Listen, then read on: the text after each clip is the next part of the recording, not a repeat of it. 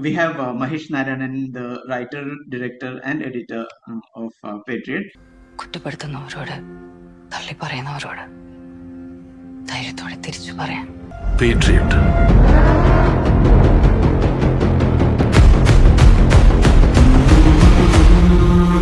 Thank you. നമുക്കിപ്പം Felicity ഉണ്ട്.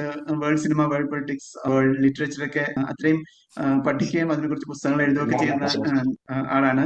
Film critic ആണ്. Felicity would love to have a discussion, open discussion with Mahesh. I know you love the film, so over to you, both of you please. Mahesh ji നമസ്കാരം. നമസ്കാരം. എനിക്ക് തോന്നിയത് ആ പടത്തിന്റെ strength എന്താണോ അതാണ് അതിന് പിന്നെ വിമർശനമായിട്ട് വന്നത് പല ഘടകങ്ങളിലും. അതായത് ഞാൻ പറയുന്ന ഒന്ന്, ഇതിലിപ്പോ ഒരു ഡിസിഡന്റ് ത്രില്ലർ അല്ലെങ്കിൽ ഒരു എസ്പിയനാഷ് ത്രില്ലർ എന്നൊക്കെ പറയുന്ന മോഡൽ ഉള്ള ഒരു ഫിലിമാണല്ലോ. അത്തരം ഒരു ഫിലിമിൽ നിന്ന് പ്രതീക്ഷിക്കാവുന്ന എല്ലാ ഘടകങ്ങളും വളരെ കൃത്യമായിട്ട് തന്നെ സിനിമയിലുണ്ട്. ഇപ്പോ എന്താ പറയാ, നല്ലൊരു ഹൈ വോൾട്ടേജ് ആക്ഷൻ സീക്വൻസസ് ഉണ്ട്. അതുപോലെ തന്നെ ഫാസ്റ്റ് പേസ്ഡ് ആയിട്ടുള്ള പ്ലോട്ട് ഉണ്ട്.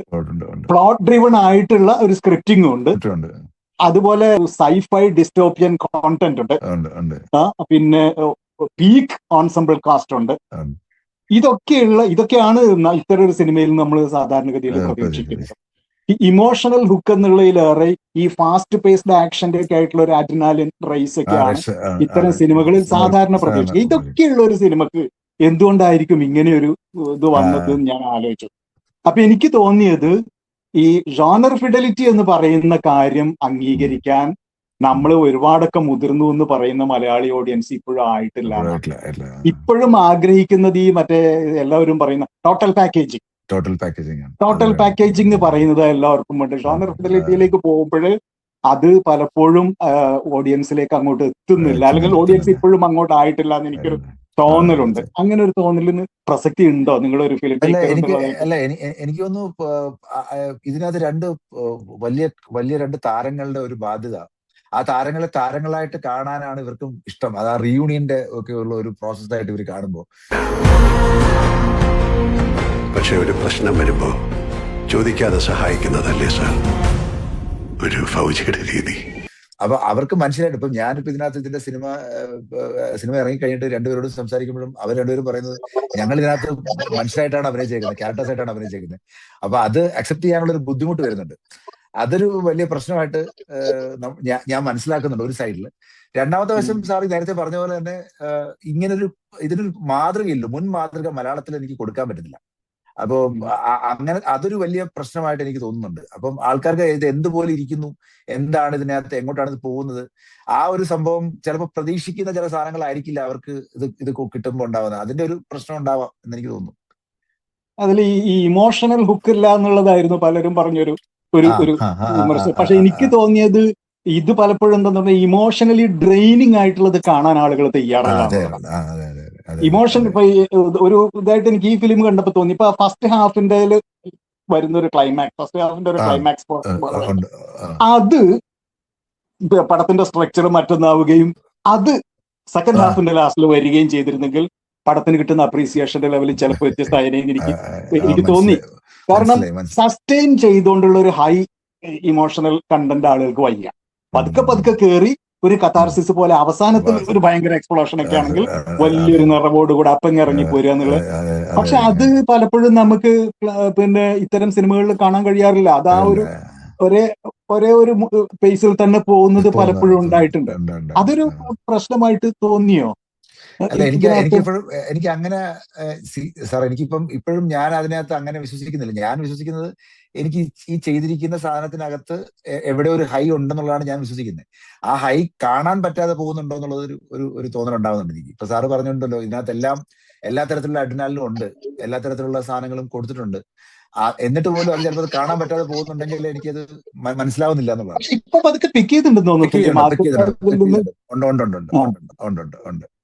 ഉണ്ട്. അതുപോലെ എനിക്ക് തോന്നി ഒന്ന് രണ്ട് പോയിന്റ്സ് കൂടെ പറഞ്ഞതിനെ പെട്ടെന്ന്. ഒന്ന്, പിന്നെ ഈ മോഹൻലാലിന്റെ ക്യാരക്ടറിന്റെ ആർക്ക് അതിന്റെ ഒരു കൾമിനേഷൻ പോയിന്റ് എന്ന് പറയുന്നത്, അത് ഞാൻ നേരത്തെ പറഞ്ഞിട്ട് തന്നെ കണക്ട് ചെയ്ത് പറയാണ്. സതയം പോലെ ഒരു സിനിമ, സിബി മലയിൽ മോഹൻലാൽ കൂട്ടുകെട്ടിലെ ഏറ്റവും നല്ല സിനിമ അതാണെന്ന് തോന്നി. പക്ഷെ അത് തിയേറ്ററിൽ വിജയിക്കണ്ടായില്ല. ഒരു പക്ഷേ ആ ഒരു കൾമിനേഷൻ പോയിന്റ് ഒന്നും ഇപ്പോഴും ആളുകൾക്ക് ദഹിക്കാൻ പാട് തന്നെയാണോ അത് ഉണ്ടോ? അത് ഉണ്ടാവും സാർ. കാരണം ഞാനത് ലാൽ സാർ ഇത് കേട്ട് ഈ കഥ മുഴുവനായിട്ട് കേൾക്കുന്ന സമയത്ത് എന്നെ അതിശയിപ്പിച്ച കാര്യങ്ങൾ അദ്ദേഹത്തിന് ഈ ഡിസിഡൻസിന്റെ സ്റ്റോറീസ് എല്ലാം അറിയാം. അദ്ദേഹത്തിന് ജമാൽ ഖഷോഗിയുടെ സ്റ്റോറി അറിയാം, അദ്ദേഹത്തിന് അലക്സിൻ നവാലിനെ അറിയാം, അദ്ദേഹത്തിന് ബാക്കിയുള്ള ഈ പറഞ്ഞ സിറ്റുവേഷൻസ് എല്ലാം അദ്ദേഹത്തിന് മനസ്സിലാവുന്നുണ്ട്.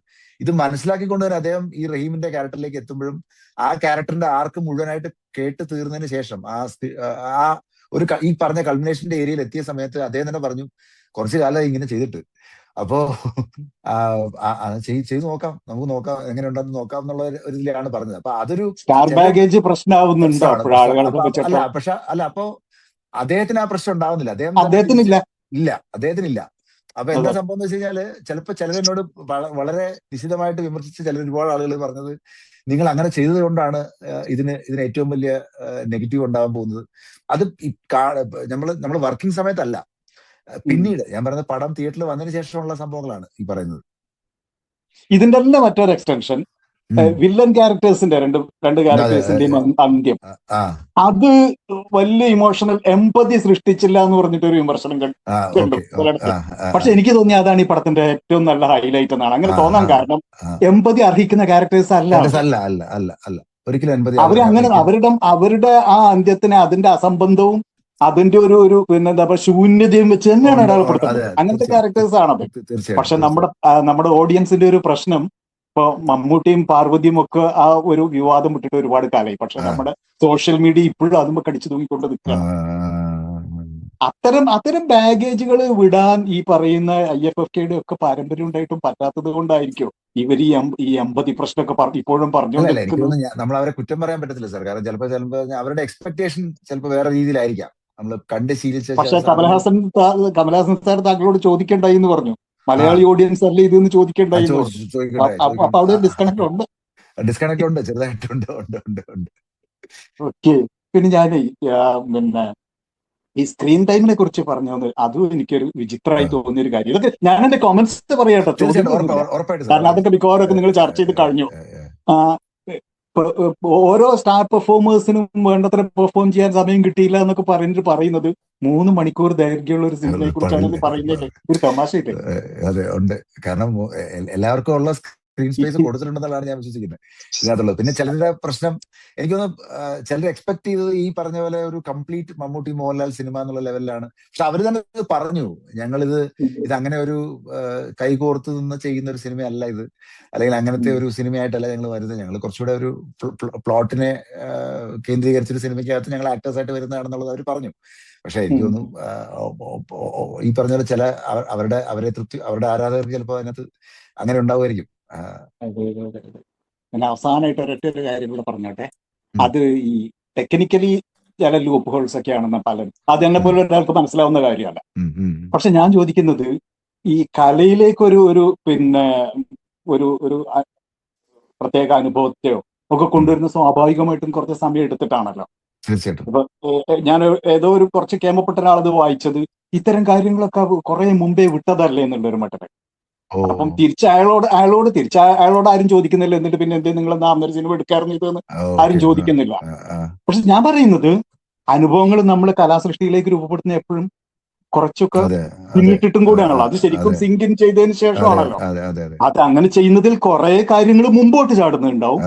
ചിലപ്പോ അവർക്ക് കുറെ കാര്യങ്ങളിൽ കാലത്തിന് മുമ്പിലായിരിക്കും, വേറെ ചിലത് കാലത്ത് നിരീക്ഷിച്ചുകൊണ്ടായിരിക്കും. അപ്പൊ സ്വാഭാവികമായിട്ട് വന്നുപെടുന്ന ഒരു പ്രശ്നമാണിത്.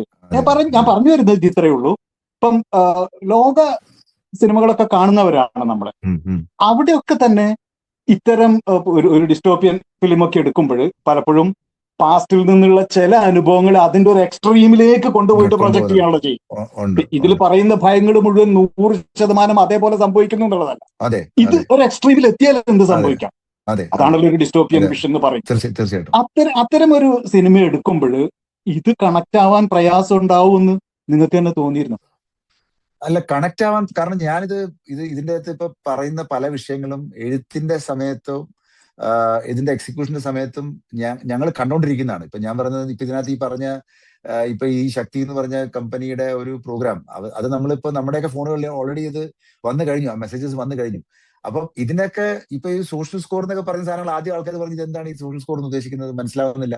അപ്പം ഇത് നമ്മള് സത്യം പറഞ്ഞാൽ നമുക്ക് നമ്മുടെ പുറത്തൊരു നിയന്ത്രണം ഉണ്ടാക്കി കഴിഞ്ഞാൽ എന്തായിരിക്കും എന്നുള്ളത്. ഇപ്പൊ ഫോണാണോ, ഇപ്പൊ നമ്മൾ സംസാരിക്കുന്ന എല്ലാം ഇപ്പൊ ഫോണിലാണ് നമ്മൾ 3 പേരും സംസാരിക്കുന്നത്. പക്ഷെ ഈ ഫോൺ നമ്മളെ എത്രത്തോളം നിരീക്ഷിക്കുന്നുണ്ടോ നമുക്കറിയില്ല. അപ്പം ഇതിനെക്കുറിച്ചുള്ള ഒരു പഠനം നമ്മൾ എല്ലാവരും പറയുന്നത് ഇതൊക്കെ അറിയാവുന്ന വിഷയമാണ്. പക്ഷെ എന്നാൽ പോലും ആൾക്കാർ എത്ര പേര് ഇതിന്റെ അകത്തെ ബാക്കി വിഷയങ്ങളെ കുറിച്ച് ചിന്തിക്കുന്നുണ്ടെന്ന് എനിക്കറിയില്ല. കാരണം ഇതിന്റെ കോൺസിക്വൻസിനെ കുറിച്ച് എത്രത്തോളം അവെയർ ആണെന്നുള്ളത് എനിക്കറിയില്ല. പലരും പക്ഷെ എന്നോട് പറഞ്ഞു ഇത് കഴിഞ്ഞിട്ട് ഇതിനകത്തുനിന്ന് ഒക്കെ ഒരു ടേക്ക് അവേ ആയിട്ട് ഒത്തിരി ആളുകൾ പറഞ്ഞു ഫോണിൽ അൺയൂസ്ഡ് ആയിട്ടുള്ള പല ആപ്ലിക്കേഷനകത്തും പല കാര്യങ്ങളും ഉണ്ടായിരുന്നു, അത് ഞങ്ങൾ ഡിലീറ്റ് ചെയ്തു എന്ന് പറഞ്ഞു. അപ്പം അതൊക്കെ ആയിരിക്കും ചിലപ്പോൾ ഒരു ടേക്ക് അവേ ആയിട്ട് സാധാരണക്കാർക്ക് തോന്നുന്നത്.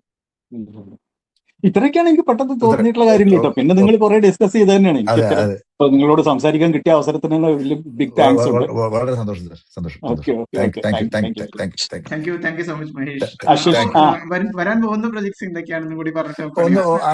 ഒന്നും എല്ലാം ഇങ്ങനെ ഡെവലപ്മെന്റിലേ ഉള്ളൂ, ഒന്നും അങ്ങനെ പ്രത്യേകിച്ച് ഒന്നും ആയിട്ടില്ല. മഹേഷ് ജി കുറെ സമയം എടുത്ത് ചെയ്യുന്ന ആളാണ്. അതെ ഇപ്പൊ എന്തായാലും അടുത്ത പ്രൊജക്ട് ഇറങ്ങിയിട്ടുണ്ടാവില്ല ഉറപ്പാണ്. അതെ ശരി, thank you once again. All the best. Vlog number 112 വിമതനാണ്. നിങ്ങളുടെ ഫോണിൽ ഒരൊറ്റ click. You're the wonder that connection brought. Come on.